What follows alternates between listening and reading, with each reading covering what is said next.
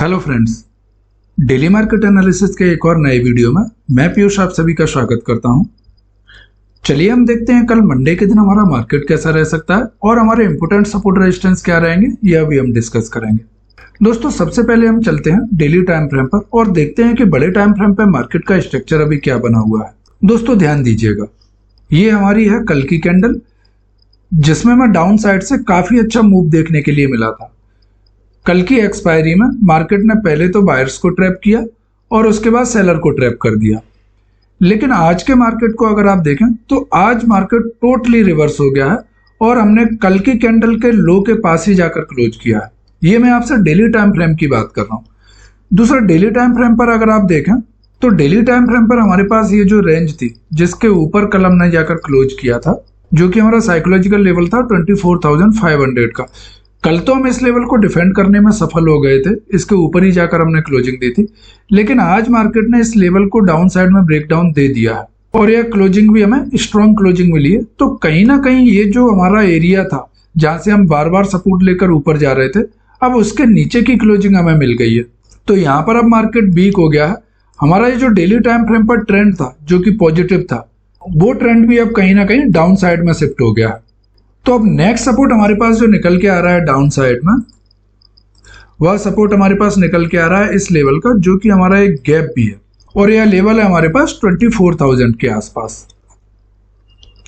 अब यहां से यहां तक हमारे पास एक गैप है, ये एक एरिया है जहां पर निफ्टी अब ट्रेवल कर सकता है।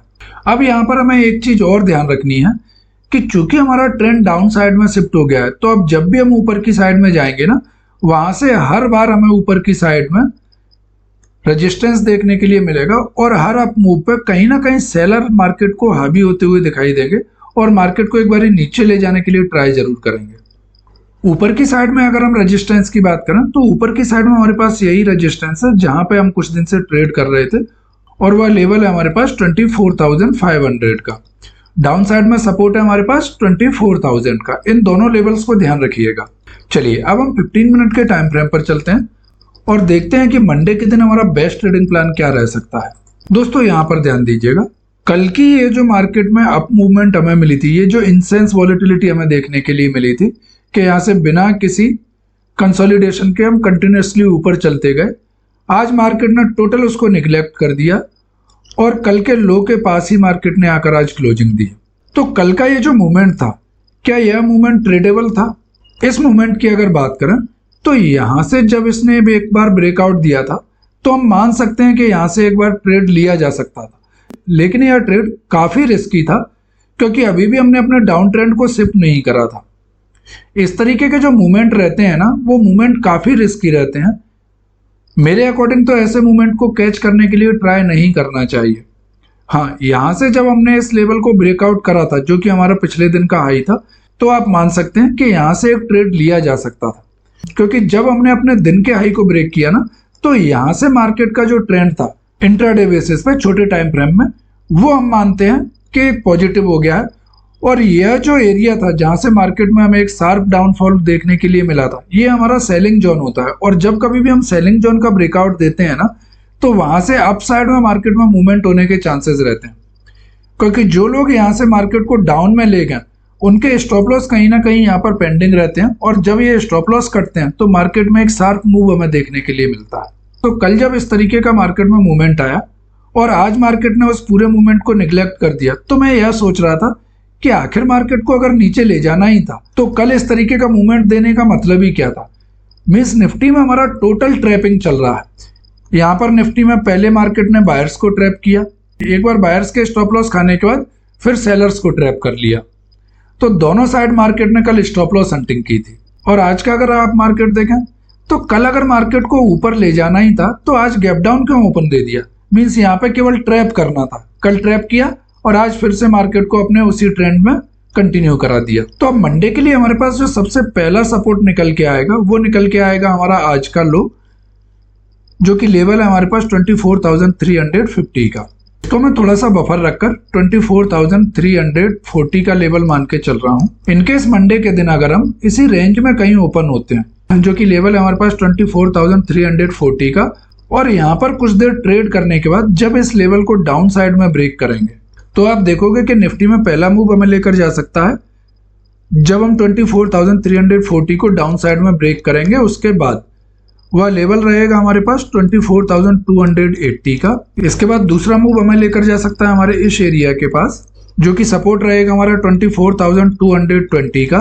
और उसके बाद जो थर्ड मूव रहेगा वो हमें निफ्टी में लेकर जा सकता है हमारे इस सपोर्ट के पास जिसका लेवल है हमारे पास 24,150 का। यह 3 मूव कल हमें निफ्टी में मंडे के दिन डाउन साइड में देखने के लिए मिल सकते हैं अगर हम 24,340 को डाउन साइड में ब्रेक डाउन देते हैं। अब ऐसे ही अगर हम रेजिस्टेंस की बात करते हैं तो जब तक अब निफ्टी में हम इस स्विंग हाई को ब्रेक नहीं कर देते जो कि लेवल है हमारे पास 24,450 का, जब तक हम इस स्विंग हाई के नीचे ट्रेड कर रहे हैं ना तब तक मार्केट में हमें बाइंग के लिए जल्दबाजी नहीं करनी चाहिए। क्योंकि आप देखिए कल इस तरीके का मूवमेंट हमें देखने के लिए मिला लेकिन सेलर कितने आदी थे कि आज फिर से मार्केट को डाउन साइड में जाकर क्लोज करा दिया और आज हमने उस रेंज के नीचे भी जाकर क्लोज कर दिया है जहां से हम बार बार सपोर्ट ले रहे थे। तो अब जब भी हम ऊपर की साइड जाने के लिए ट्राई करेंगे ना हर छोटी छोटी जगह पे हमें रेजिस्टेंस देखने के लिए मिलेगा और वहां से सेलर मार्केट को नीचे ले जाने के लिए ट्राई करेंगे। तो कल के दिन अगर हम फ्लैट या गैप अप भी ओपन होते हैं तो जब तक इसके नीचे ट्रेड कर रहे हैं तब तक हमें बाय को अवॉइड करना चाहिए। जब हम इस लेवल को ऊपर की साइड में ब्रेकआउट देंगे 24,450 को तो आप देखोगे कि निफ्टी में पहला मूव हमें लेकर जा सकता है हमारे इस रेजिस्टेंस के पास जिसका लेवल है हमारे पास 24,500 के आसपास। अगर हम 24,500 को ब्रेकआउट कर देते हैं सक्सेसफुली तो नेक्स्ट मूव में निफ्टी हमारा जा सकता है हमारे इस रेजिस्टेंस के पास जो कि लेवल है हमारे पास 24,550 का। और थर्ड मूव में निफ्टी हमको लेकर जा सकता है हमारे इस हाई के पास जो कि पिछले दिन का हाई है जो एक्सपायरी के दिन हमने लगाया था और वह लेवल है हमारे पास 24,620 के आसपास। यह 3 मूव हमें निफ्टी में अपसाइड में भी देखने के लिए मिल सकते हैं इनकेस अगर हम 24,450 को ऊपर की साइड में ब्रेकआउट करते हैं। दोस्तों थोड़ा सा ध्यान रखिएगा, अब हमने अपना जो इम्पोर्टेंट सपोर्ट था उसके नीचे भी जाकर क्लोजिंग करना स्टार्ट कर दिया है। तो बाइंग की साइड में आपको थोड़ा सा कॉशियस होकर ट्रेड करना है क्योंकि जब भी आप ऊपर की साइड जाने के लिए ट्राई करेंगे वहां से सेलर मार्केट को एक बार डाउन लाने के लिए ट्राई जरूर करेंगे। तो अगर आप बाइंग साइड में कोई भी ट्रेड लेना चाहते हैं ना तो एक बार ही प्राइस एक्शन बनने देने के लिए ट्राई कीजिएगा कि मार्केट एक बार ऊपर जाए और फिर थोड़ा सा रिट्रेस होकर जब पिछले हाई को ब्रेक करे तो यहाँ पर आप एक बार बाय का ट्रेड ले सकते हैं। लेकिन आपको ये याद रखना है कि क्वांटिटी आपको बहुत मिनिमम कर देना है जब तक हमारा जो ट्रेंड है वो दोबारा से पॉजिटिव साइड में ना शिफ्ट हो जाए। और अगर आप डाउन साइड में ट्रेड लेना चाहते हैं तो डाउन साइड में आप जो ट्रेड लेंगे वो अपने फुल कॉन्फिडेंस के साथ एक बार ही ट्रेड ले सकते हैं। लेकिन अगर आप बाइंग साइड में ट्रेड लेना चाह रहे हैं तो कंफर्मेशन के साथ ही ट्रेड लीजिएगा क्योंकि अब जब भी आप ऊपर की साइड में जाएंगे वहां से कहीं से भी मार्केट में सेलर आ भी हो सकते हैं और आपके मार्केट में बाइंग साइड में ट्रैप होने के चांसेस बहुत ज्यादा रहेंगे। चलिए अब जल्दी से हम अपना एनालिसिस को एक बार रिकॉल कर लेते हैं। अगर हम सपोर्ट की बात करते हैं तो जब हम 24,340 को डाउन साइड में ब्रेक करेंगे तो पहले मूव में निफ्टी हमको लेकर जा सकता है 24,280 के पास। सेकंड मूव में हम निफ्टी में जा सकते हैं 24,220 के आसपास और थर्ड मूव हमें निफ्टी में डाउन साइड में लेकर जाएगा 24,150 के पास। यह 3 मूव हमें डाउन साइड में देखने के लिए मिल सकते हैं। दोस्तों यहाँ बीच में मैं आपको एक इंपॉर्टेंट इन्फॉर्मेशन देना चाहता हूँ।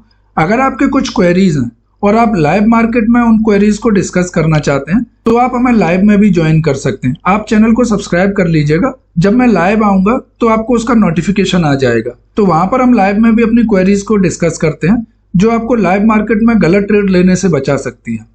चलिए अब हम टॉपिक पे आते हैं और अपना रेजिस्टेंस एक बार डिस्कस करते हैं।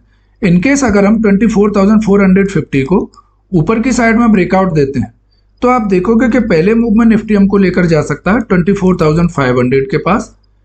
दूसरे मूव में हमको निफ्टी लेकर जा सकता है 24,550 के आसपास और थर्ड मूव में निफ्टी हमको लेकर जाएगा 24,620 के आसपास। यह 3 मूव आपको निफ्टी में अपसाइड में भी देखने के लिए मिल सकते हैं। दोस्तों आज का एनालिसिस हम यहीं पर एंड करते हैं। आई होप यह वीडियो आपको पसंद आया होगा। अगर यह वीडियो आपको पसंद आया हो तो प्लीज वीडियो को लाइक करें और चैनल को सब्सक्राइब करना ना भूलें। अगर वीडियो से रिलेटेड आपके कुछ फीडबैक है तो प्लीज कमेंट बॉक्स में अपना फीडबैक जरूर दें। वीडियो को अंत तक देखने के लिए आप सभी का धन्यवाद। चलिए मिलते हैं कल नेक्स्ट वीडियो में।